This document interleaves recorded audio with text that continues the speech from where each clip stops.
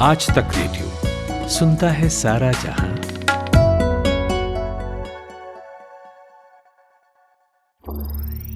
ज्ञान ध्यान।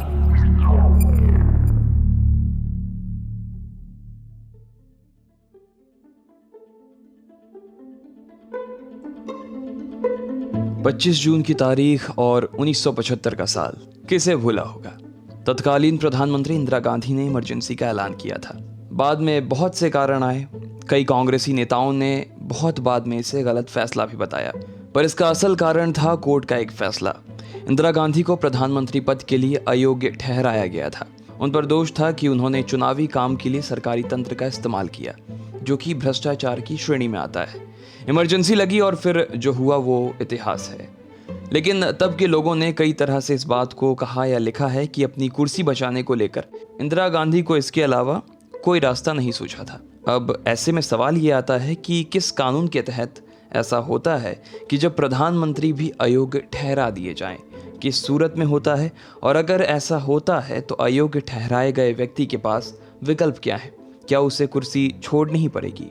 नमस्कार, मैं हूं सूरज कुमार। ये आज तक रेडियो है। आप ज्ञान ध्यान सुन रहे हैं।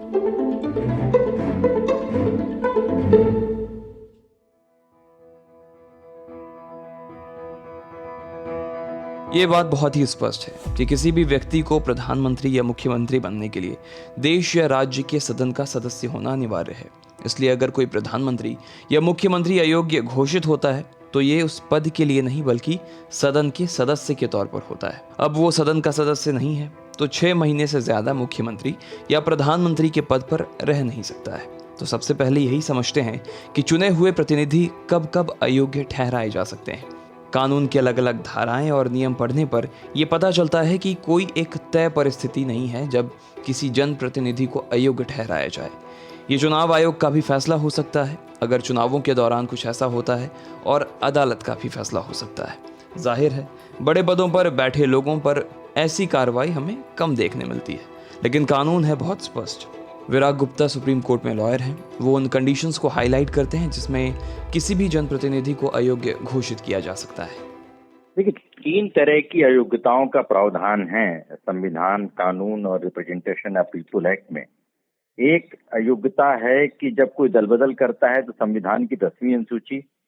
दूसरा, जब किसी को सजा होती है 2 साल से ज्यादा की तो 6 साल के लिए अयोग्यता होने के साथ 6 साल तक चुनाव नहीं लड़ सकता। और तीसरा, जब कोई लाभ का पद या सरकारी खजाने को किसी तरीके से नुकसान पहुंचाता है, ऑफिस ऑफ प्रॉफिट हो, यह भ्रष्टाचार और नैतिकता से जुड़ा मामला है। और इसके लिए रिप्रेजेंटेशन ऑफ पीपुल एक्ट में प्रावधान है और विधायक और सांसद दोनों पर यह लागू होता है। और क्योंकि जो मंत्री, मुख्यमंत्री या प्रधानमंत्री होते हैं तो निश्चित तौर पर उन पर भी ये लागू होता है। तो अब अगर कोई व्यक्ति विधायक या सांसद नहीं रहा तो फिर वह मंत्री, मुख्यमंत्री या प्रधानमंत्री पद से भी उसकी दिक्कतें बढ़ सकती हैं। इसलिए जो लाभ का पद है वह इस धारणा पर है कि कोई भी व्यक्ति सरकारी खजाने का व्यक्तिगत फायदे के लिए दुरुपयोग नहीं करे। तो ये तो बात हो गई सांसदों, विधायकों की। लेकिन अगर यही चीज प्रधानमंत्री या मुख्यमंत्री के साथ हो तब क्या होता है? विराग बताते हैं। प्रधानमंत्री बनने के लिए सांसद होना जरूरी है, मुख्यमंत्री बनने के लिए विधायक होना जरूरी है। और विधायकों की अयोग्यता के बारे में संविधान के अनुच्छेद 191 में और सांसदों के बारे में 102 में प्रावधान है। और इसके पीछे कंसेप्ट यह है कि मंत्री, मुख्यमंत्री या प्रधानमंत्री, क्योंकि उनको सरकारी खजाने से वेतन और सुविधाएं मिलती हैं और वो एक कस्टोडियन है, तो सरकारी खजाने को किसी भी दूसरे तरीके से व्यक्तिगत लाभ के लिए भ्रष्ट या दूसरे तरीके से नुकसान नहीं पहुंचाएं। तो इन सब मामलों में अगर यह साबित हो जाता है कि लाभ का पद लिया है या सरकारी कॉन्ट्रैक्ट को व्यक्तिगत लाभ के लिए इस्तेमाल किया है तो फिर डिस्क्वालिफिकेशन के बाद उन्हें त्यागपत्र देना पड़ेगा। 6 महीने तक कोई भी व्यक्ति बगैर विधायक या सांसद के मुख्यमंत्री या प्रधानमंत्री बन सकता है। तो अगर उस पर आगे चुनाव लड़ने के लिए प्रतिबंध नहीं लगा है, तो कुछ लोग कोशिश कर सकते हैं कि दोबारा मंत्री या मुख्यमंत्री बन जाएं, लेकिन डिस्क्वालीफाई होने के बाद उन्हें जब तक अदालत से राहत नहीं मिलती है तो त्यागपत्र देना जरूरी हो जाता है। हाल ही में झारखंड के मुख्यमंत्री हेमंत सोरेन की विधानसभा की सदस्यता रद्द कर दी गई। ऑफिस ऑफ प्रॉफिट मामले को लेकर राज्यपाल ने सोरेन की विधानसभा सदस्यता रद्द करने की अनुशंसा की और फिर राज्यपाल ने ऐसा चुनाव आयोग की सिफारिश पर किया। पर अब सवाल यह है कि ऐसी स्थिति में फिर विकल्प क्या होते हैं, विराग बता रहे हैं। मंत्री का मामला है तो राज्यपाल सामान्यतः कैबिनेट की सलाह पर काम करते हैं, लेकिन जब कैबिनेट से ही जुड़ा कोई मामला है तो फिर उसमें चुनाव आयोग से कंसल्टेशन का प्रावधान है।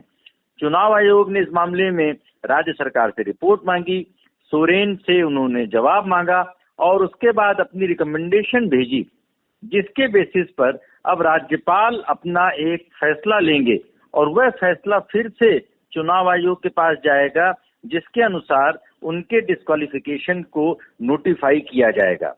अब इसके अगेंस्ट में वो एक हाई कोर्ट में या सुप्रीम कोर्ट में केस दायर कर सकते हैं, क्योंकि इस मामले में सोरेन के खिलाफ हाई कोर्ट में पीआईएल में अनेक भ्रष्टाचार के मामलों पर सुनवाई हो रही है और जिन पर फिलहाल सुप्रीम कोर्ट ने रोक लगा दी है।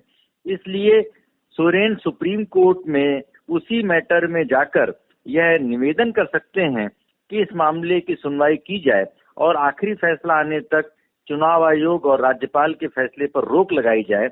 लेकिन अगर रोक नहीं लगती है अदालत द्वारा तो उन्हें त्यागपत्र देना जरूरी हो जाएगा और अगर उन पर चुनाव लड़ने पर आगे प्रतिबंध नहीं है तो वो चाहें तो त्यागपत्र देने के बाद नए सिरे से विधायक दल के नेता के तौर पर अपना दावा पेश कर सकते हैं या फिर उनकी पार्टी की तरफ से कोई अन्य व्यक्ति मुख्यमंत्री बनेगा। यानी कि सीधी बात है कि मुख्यमंत्री हो या फिर प्रधानमंत्री, सदन के सदस्य के रूप में अगर उसे अयोग्य ठहराया जाता है तब भी वो पद पर बरकरार रह सकता है जब तक उसके चुनाव लड़ने पर पाबंदी ना लगे।